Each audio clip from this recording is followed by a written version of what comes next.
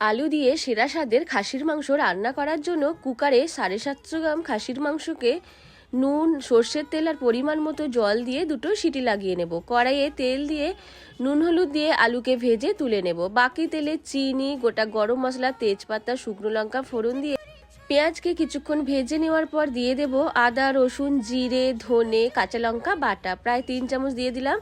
সাথে নুন, হলুদ, লঙ্কা গুঁড়ো সব কিছু দিয়ে কষিয়ে নিয়ে কাশ্মীরি লঙ্কা গুঁড়ো, দুটো টমেটোর পেস্ট দিয়ে কষিয়ে নেওয়ার পর মাটনকে মানে খাসির মাংসকে সেদ্ধ করে কষিয়ে নেওয়ার পর চর্বিকে কয়েক টুকরো করে কেটে ওপরে দিয়ে আরও কিছুক্ষণ কষিয়ে নিয়ে আলু দিয়ে জল দিয়ে ঢেকে সেদ্ধ করে নিলেই তৈরি হয়ে যাবে অসাধারণ স্বাদের খাসির মাংস। আর ওপর থেকে ছড়িয়ে দেব ধনেপাতা কুচি। অবশ্যই এইভাবে তৈরি করে খেয়ে দেখবেন, আশা করি আপনাদেরও খুব ভালো লাগবে। এইভাবে তৈরি করলে অসাধারণ হয় স্বাদ, যেটা আমি আপনাদেরকে বলে বোঝাতে পারবো না।